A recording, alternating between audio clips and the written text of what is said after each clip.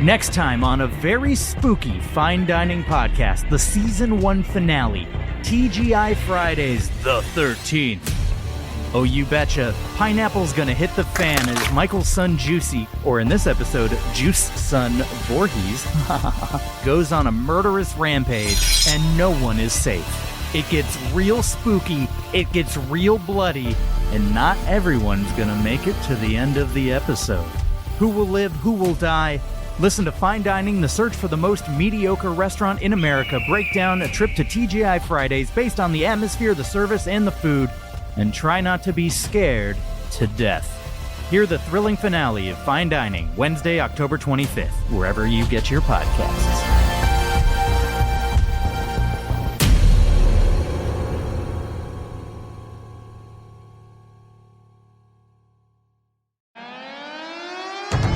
No, Liz Truss, the jury is not out on Emmanuel Macron.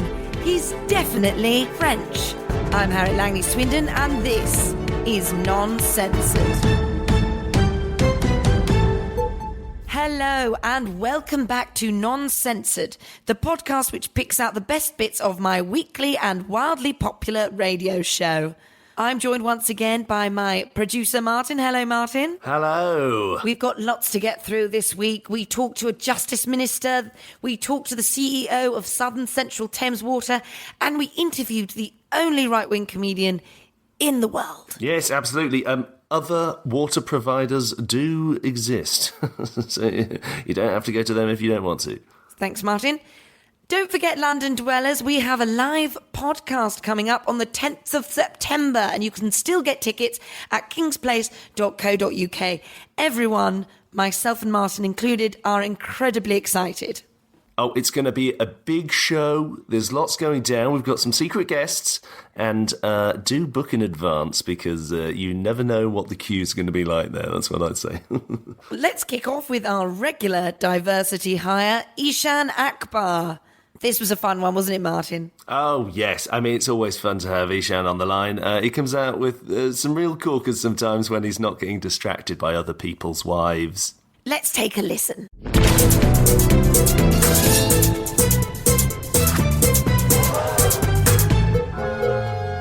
Eshaan, welcome back. How are you? I'm very well, thank you, Harriet. How are you? I'm absolutely wonderful. Thank you for asking. Let's get straight to the point now we've done the chit-chat. What is your hot and spicy takeaway of the week?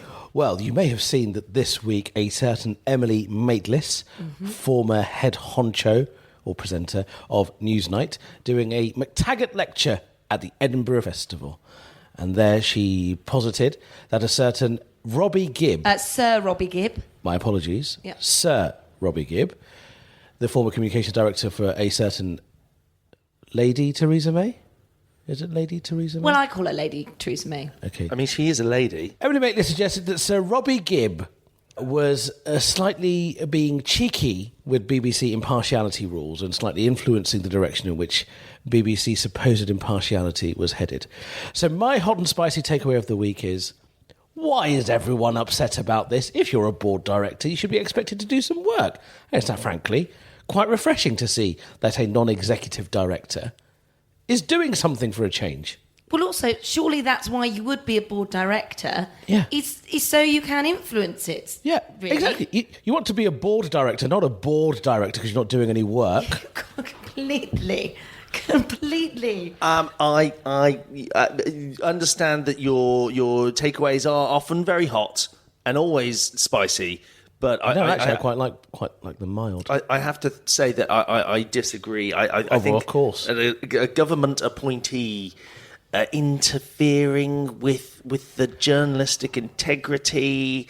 I mean, is this something that we Martin, want I've just realised you're the Korma of the takeaway. He absolutely is. The Korma is well balanced. It's well balanced. Mildest, most blandest, most boring of all the takeaways. It's just a little sweeter than some of the others, but it's still a sad-looking chicken in a plain swimming in a yellow sticky sauce. It's actually cream-coloured. I mean, this does. I can see what you're doing, but it doesn't undermine the point that having any kind... Because, of course, if we were to have a Labour government and then they put an appointee that started controlling the BBC. No, Martin, I'm going to stop you there. That would be a very different thing. Because in this country, we already have a mainstream media which is very geared towards the left. The left woke are a real problem. They're really taking over all institutions, things like swimming pools. It's a real problem. They very much are the guardians of public sentiment, aren't they? He's very good. He's very good. So... They often hold up a mirror to society. Honestly, it was really wonderful. They don't allow us to have any independent thoughts. Well, I don't think you need to telegraph it anymore. you don't have to telegraph. Now really isn't the time. I don't know why you try and ruin the programme like this. I don't know. I employed you on this programme as a favour. I said, you can take part in discussions. It doesn't feel like a favour, but... In any case, the thing that I want to pick up on is you said a government-appointed person is interfering with journalistic integrity. I would say that it's not interfering to do work. You can't go to work and say, I'm interfering with someone else's workday. He's working, and he's testing the journalistic integrity of what we say. And frankly, in this country, we should be ruddy proud.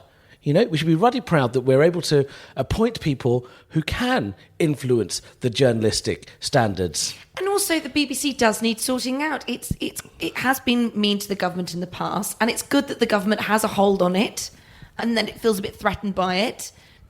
You know, maybe it should be listening to Number 10 more.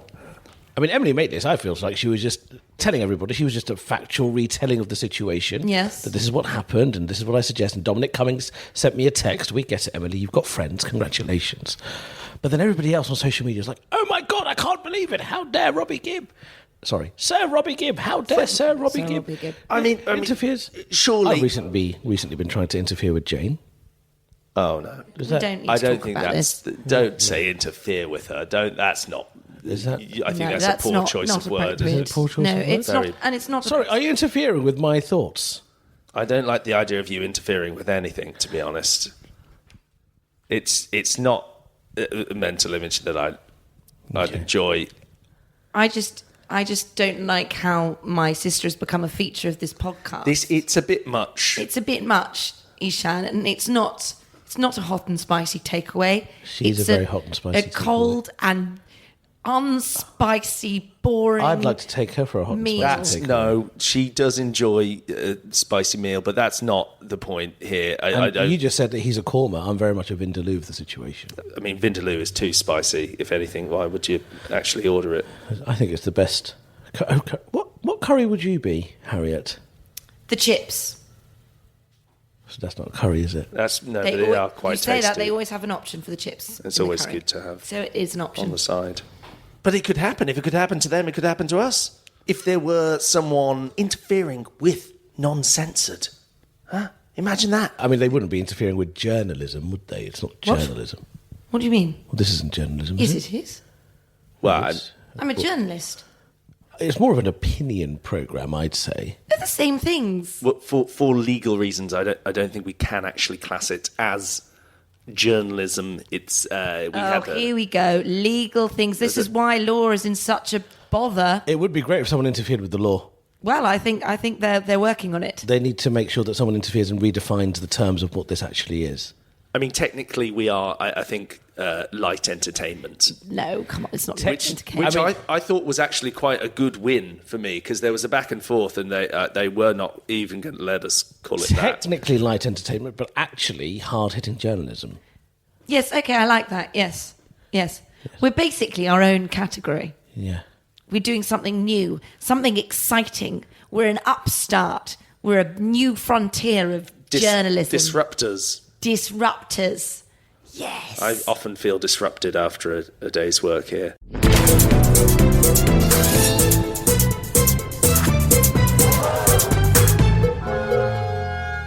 With all the chaos around the water system this week, we thought we would speak to the person who knew most about it.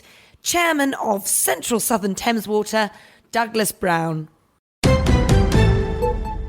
Douglas, welcome to the programme. Thank you so much for having me. I'm really delighted to be here to just be very open and share some of the ideas that any worries that people have, to kind of quell those and really let's be here to talk sensibly for once. Yes, for once. Because there's been a lot of misinformation out there, hasn't there, about sewage being pumped back into the water and the government letting this happen. Now, that's a very good point there. Thank you, Harriet, for making that. Thank you. The only one thing that I would like to mention here before is sewage is a very provocative word. It comes with a lot of baggage for a lot of people, and it's a lot of dirt.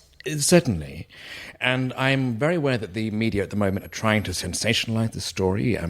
It's obviously, a lot of emotion gets poured into this. And so I rather not use the word sewage, if that's okay. In the water industry, we just use the word overplop. Overplop is not just... Sewage, for many people, they feel like it's...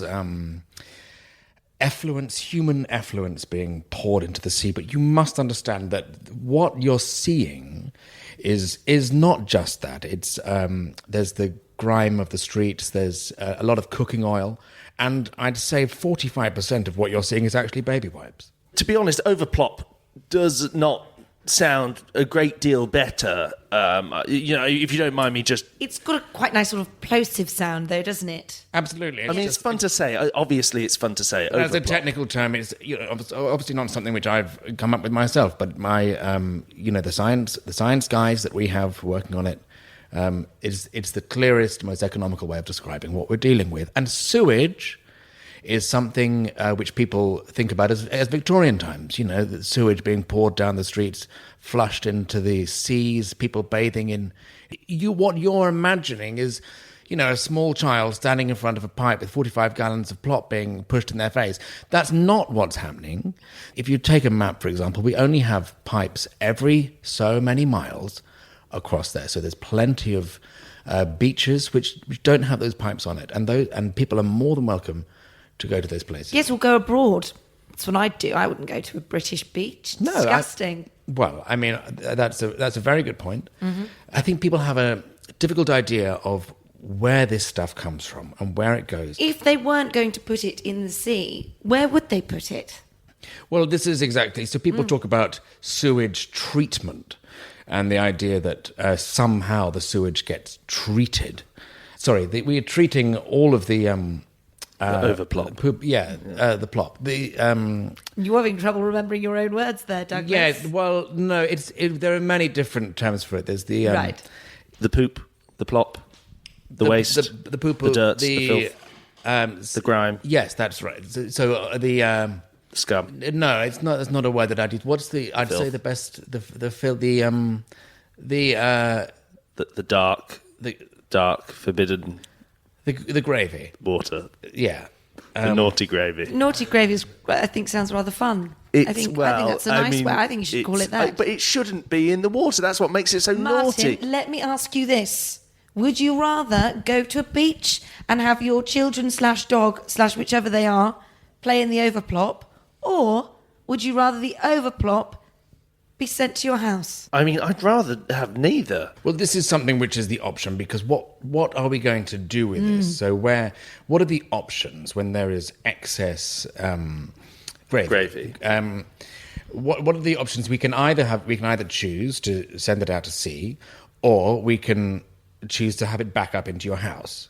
Now, that's something which could happen, and so Martin, I don't know. It feels like a threat. I don't know how would you It's just feel life, Martin. if we diverted the pipes, Please don't. not from the sea, but into your Don't your house. do that. I really have. It has to go somewhere, Martin. doesn't I it? don't think it should go to. I don't think it should go to my house. Why don't you just build more pipes? Martin, you need to understand that pipes are very expensive. Now, if we were to build more pipes, that would require the bills to go up. Also, very ugly pipes. So one option that we have is for your water bill to go right up, to give us the money in order that we can build more pipes to make it further away from your house. So maybe not in your house, the poo coming into your house.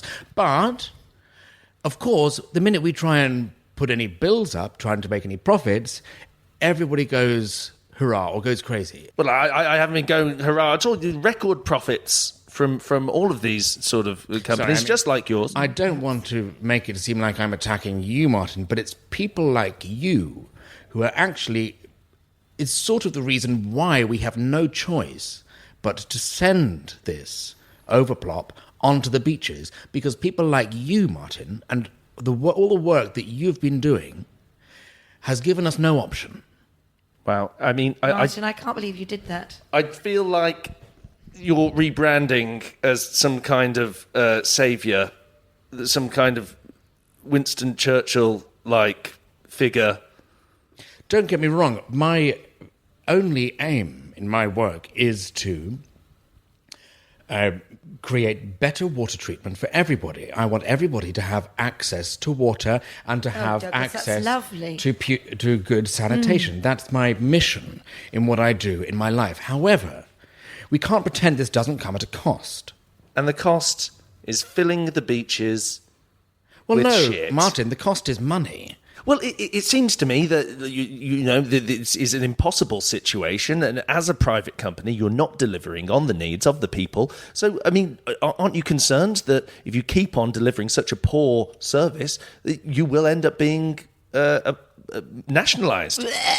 Well, sorry. That word is very difficult for me to hear. But people need water, and people need not to have Overplop. Well, we live in a free market economy, and people are more than welcome to change their water provider. Now, it could be, if you weren't happy with Thames Water, you can change your provider, just like you would change your electricity provider. If you were with Thames Water, you could change to Northumbrian Water. Now, this would mean you had to move from London to Middlesbrough, but you have a choice to do that. Well, I mean, it doesn't seem like much of a choice at all. Much in the same way that I could change my provider by moving to a different country.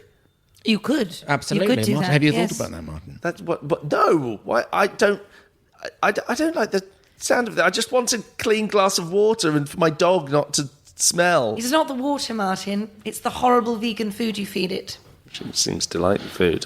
It's animal abuse in my books. Trying to do our bit.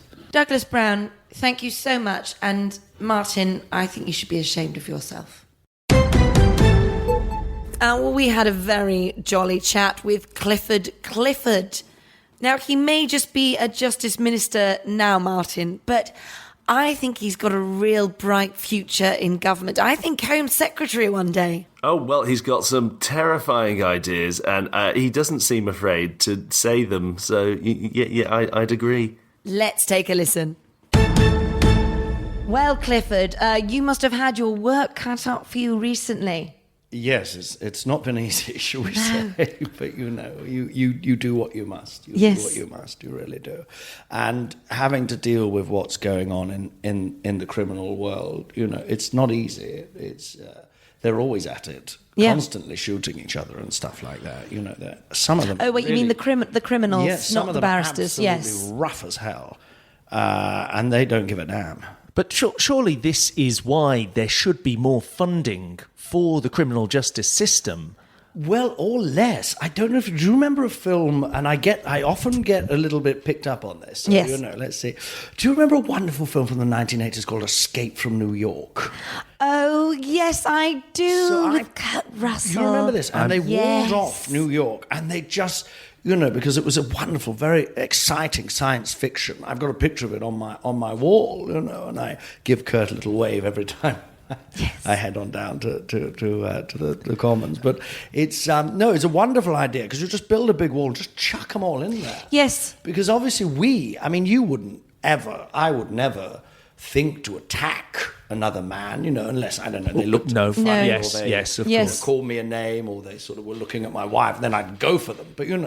But other than that, I win my battles with words. Clifford, can I just say, I've been saying this for years. Yeah. These barristers saying, oh, don't cut legal aid. Why not just get rid of legal aid, fast track them straight to prison, and do with the whole trial in general? I mean, do we even need the trials? Well, no, again, another, you take someone who's in a respectable position, a judge, obviously a judge without, sort of liberal leanings. Yes. Whatever, but not one of a lefty lawyer. Someone like yourself. Yes. Maybe, someone who's proven a little bit of loyalty, a little bit of consistency, who proves they understand what Britain is all about. And then you get this criminal, whatever they've done, say they've, I don't know, stolen bread or something from a supermarket. And you look at them in the eye and you just go, did you do it? Oh, wow. No, look me in the eye. Did you do it? And I guarantee, because they break like that. What if they don't break? What if they say, no, I didn't? And you know that they did because they look like a wrong-un. Well, it depends on the severity of the crime, I guess. Yes. If it's something particularly about, you just keep going at them. And then maybe you get their mums in. Yes. Because they all love their mums. Yeah, that's very true. You get, even though... That's the thing of working class. Not that I'm not saying all criminals are working class. Well, I mean, we have to be very delicate there. Yeah. But I'm just saying, of course, not all, for God's sakes, Vlad the Impaler was a king. Yes. It's not, yes, of course it is. Although he did actually bring forward a lot of ideas which we're actually trialling now. And again, I've got a picture of him next to Kurt Russell. Big inspiration for me. I still feel that this isn't necessarily addressing the lack of funding for barristers that are trying to defend, what I'm poorer saying people.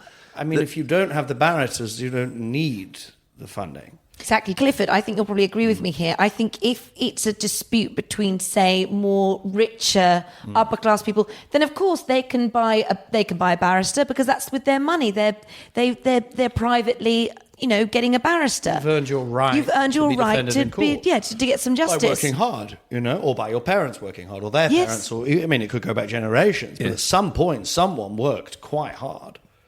Whereas with these guys,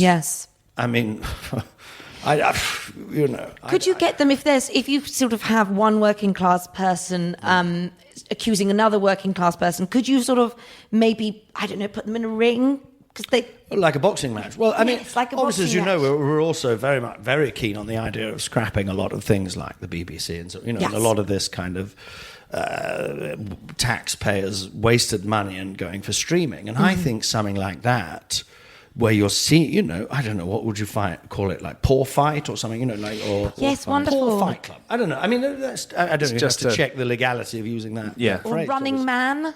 Running Man. Yes. Oh, like the Schwarzenegger. Like the Schwarzenegger film. Great film. And again, that is on. We've got a great big whiteboard in the office, and that's top of it, next to Escape from New York and wonderful. Impalement.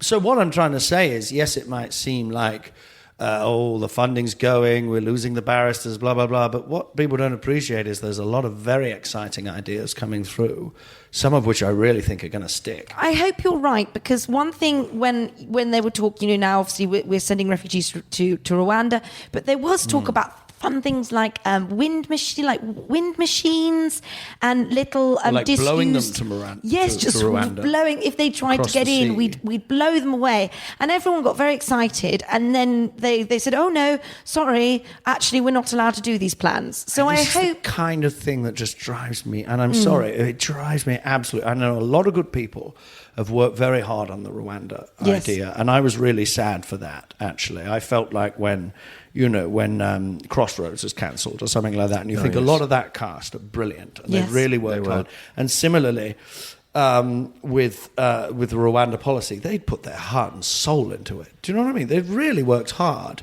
And yes, and the wind-blowing idea was exceptional because, people are banging on about these wildfires and climate change. I'm giving you an option. We've put a massive windmill on the side of Britain, and anyone who tries to go past it is just blown right back. Lovely. Or chopped up in the fan. And then I imagine if you're which again you can stick on, you can stream if you know. Yes, chopped up in the fan, and then a warning to others, I think. Oh, definitely. Yeah. You're not. You're certainly going to think twice. And if you can get through that fan, you're welcome to stay because you're showing a level of integrity that, frankly, the working classes in this country have not shown for a long time. Clifford, thank you very much. Thank you. We are still at the Fringe, so we thought we'd speak to a comedian. Absolutely, one of the only right-wing comedians out there. I had to sift through quite a few liberals to find one of these guys. Well, yes, we do champion the underdog on this show, and so we thought we'd champion Geoff Norcott.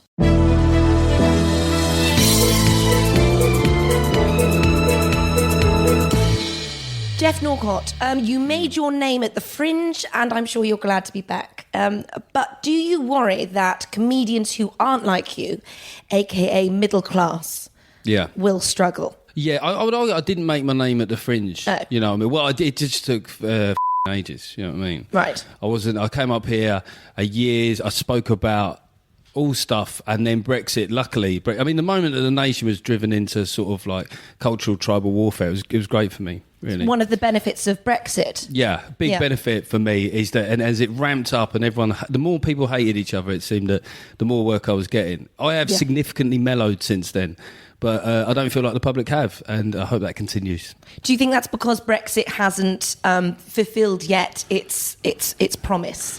I think Brexit was actually a placeholder for a human desire to just be at odds with each other, driven by sort of an underpinned by the narcissism that social media provides. We weren't meant to spend so long thinking about what we think. Yeah. Basically. I don't remember that. Late 90s, I wasn't sure what I thought about a lot of stuff. But Brexit cleared it for you. And then it gave us a right-wing comedian. I mean, because I'd say like centre-right, but that doesn't look good in newspapers. No, you have to stick with right-wing. And let's be honest, most comedians that say left-wing, not really that left-wing are. Yeah. I mean, if left-wing policies come along, like genuine left-wing ones, they shit themselves. Yeah. I would say most comedians are Lib Dems, but that is not sexy or cool. No, well, Lib Dems are horrible. Well, we don't have them in anywhere. They have some good policies, I think, from time to time. Not that I'm staking my claim on either side of the argument there. Just nothing wrong with wearing sandals. But I do think you have to pick a side, don't you? I mean, do you feel that the weight of your shoulders of all the kind, basically because all the right wing people in the country are looking to you to be their voice. And you're sort of failing. A lot of pensioners. Yeah. There's a lot of frail pensioners on my shoulders bearing down on me with very brittle bones. Yes. It's a terrifying image. And we lost a lot of them to COVID, so that's some of your demographic gone. Yeah, that was interesting, wasn't it? When you had, like, briefly after Brexit, when there was a lot of Remainry types going, hopefully all the old people die and we can rejoin. And the moment COVID happened, those exact same people wanted the old people to live.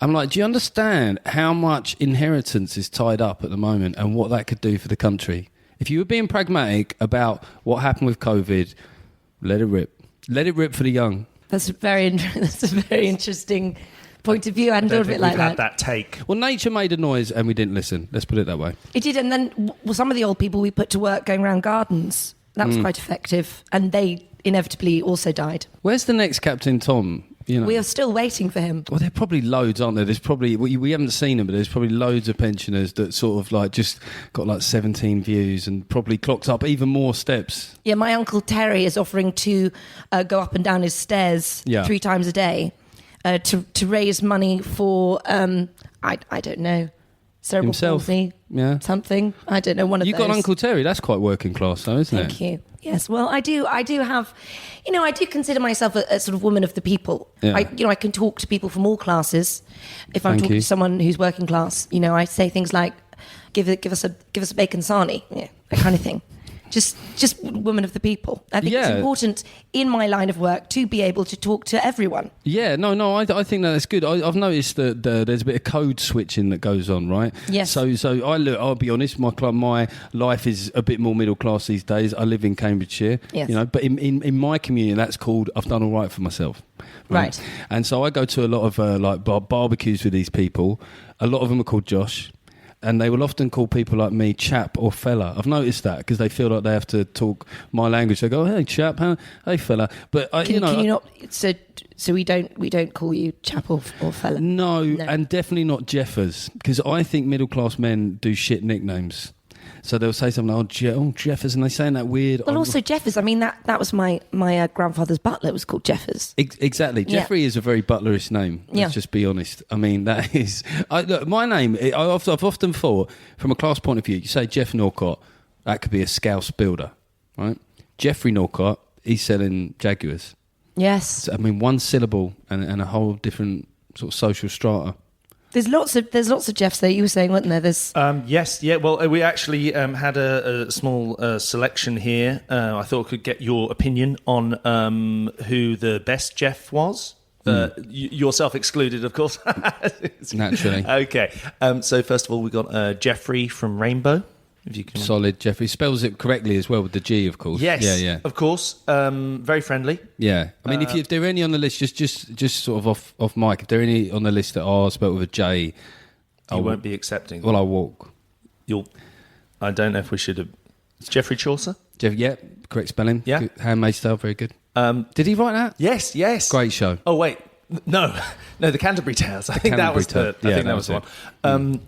Next one, El Jefe is a kind of Jeff. That's a beer, isn't He's it? El Jefe. Well, Fidel Castro was called. Is he called Jeffrey? Is he Jeffrey no, Castro? It's more like El Jefe. It's chief in.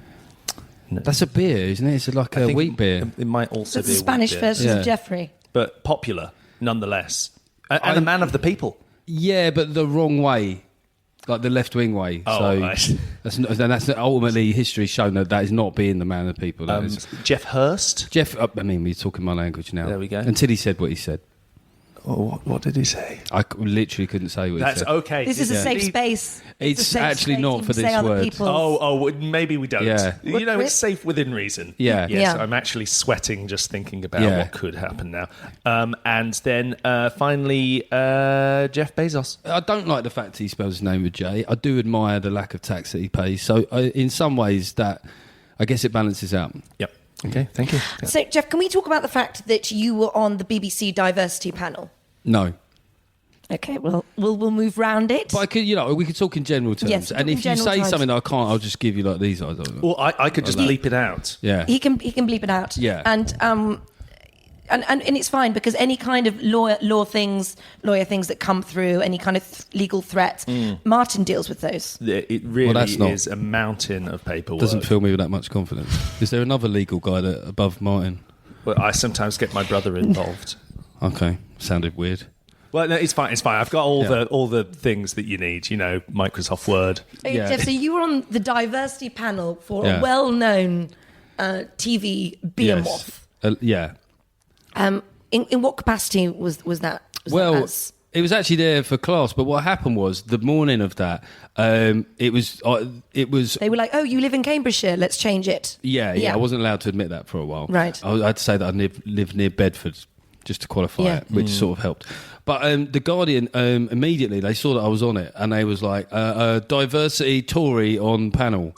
So they read it their own way. That wasn't why I was there. Maybe you should have been on it for that, though. Yeah. Well, Yes. look. I did say things over. We time. are a minority who win. I pointed out stuff, but the class element, what was interesting was that the fact that all the tabloids and the broadsheets missed that sort of suggested that it was a bit of a blind spot. The Telegraph were white man on diversity panel, so it was almost like it showed you what newspapers, what prism they viewed the whole thing through.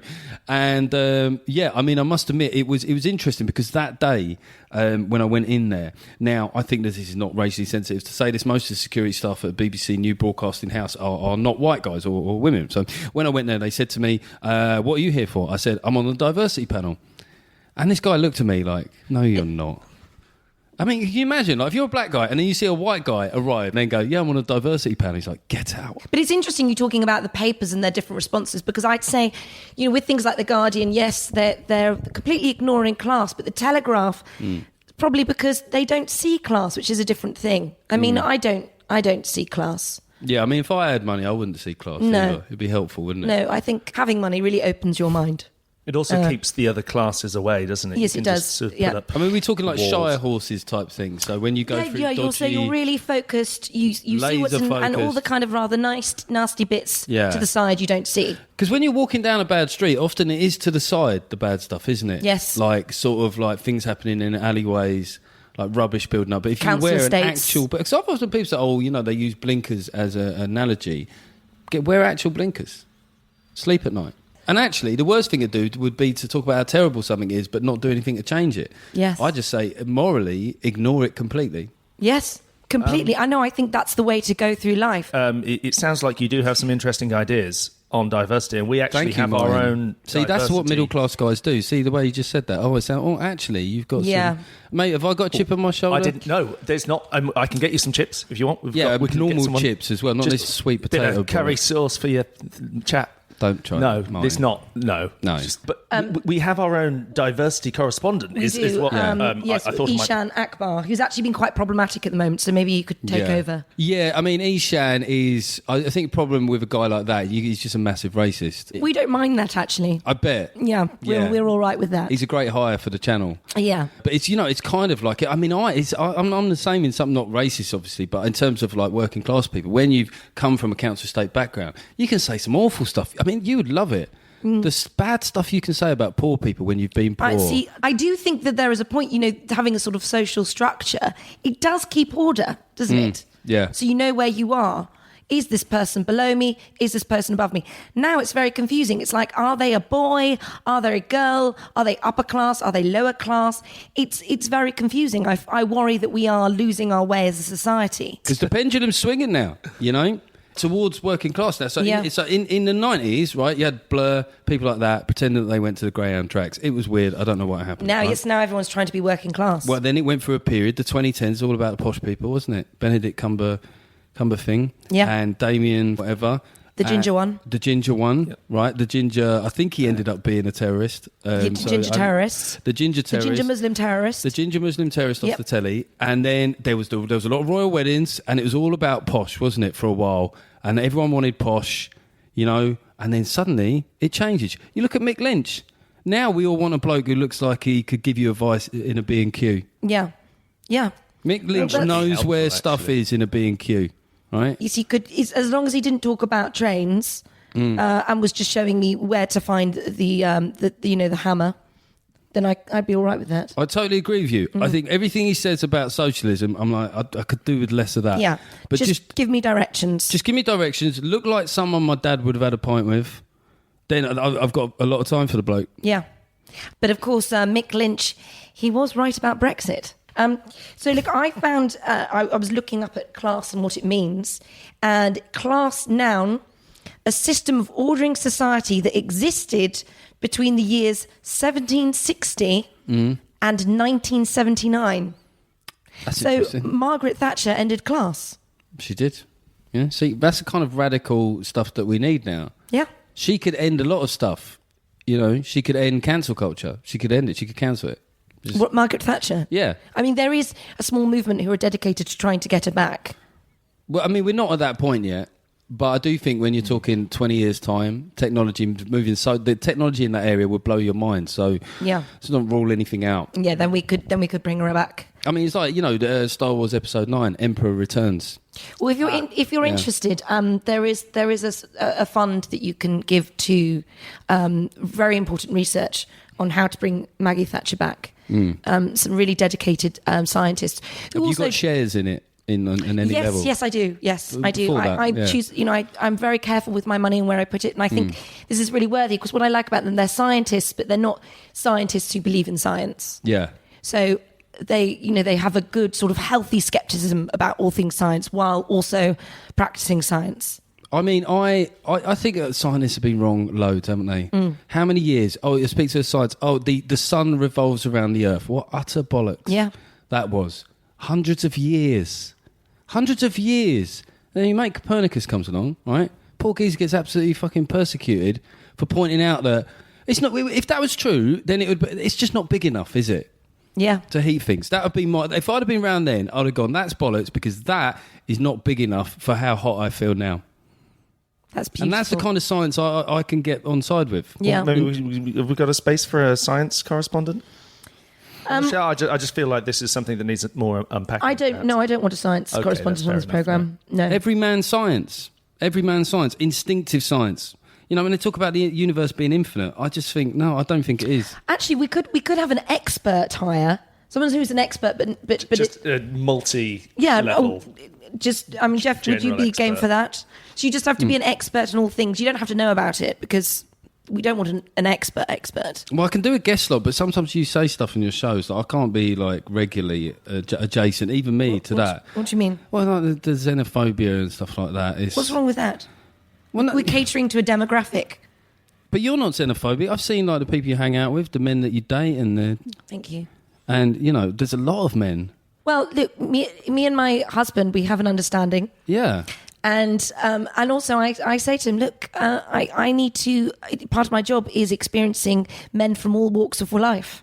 Yeah, because that's how much you love men. You're like, you think men are being persecuted, so you're trying to sort of individually go around and make them feel, a lot of them feel a lot better. Yes, thank you. I feel people don't understand that always, and I've never heard it actually sort of so succinctly put into words. And a lot of them are very working class because you're sort of paying their flights over. Yes, I do. I help them. So yeah, that's what I'm I thinking. give them breakfast in the morning, and then I send them on their merry way. But that's what you're very open-minded about class. In your own way, I think, and you know, people from other countries, and I just think like you should let more of that come out in your show. Thank you, Geoff. I mean, I'd be open to that change of tact. It seems like quite positive. Just a nice, empathetic person. It is a change of brand, though. Thank you, Geoff, for coming on the show. It's been a pleasure until the end. I'm not going to do it again. Well, that was another week of Non-Censored. Please remember to subscribe and leave a lovely review. Martin, tell them the thing. It's 5 stars. You hit the subscribe button, and then you just write anything. Just think of a fond memory, maybe a friend that you know you'd like to describe, or maybe just a lovely painting that you saw once, and just type that in. With thanks to Rosie Holt, Brendan Murphy, Eshaan Akbar, Colin Holt, Oliver Izod, and special guest Geoff Norcott. This has been Non-Censored. I've been Harriet Langley-Swindon. Until next week, goodbye.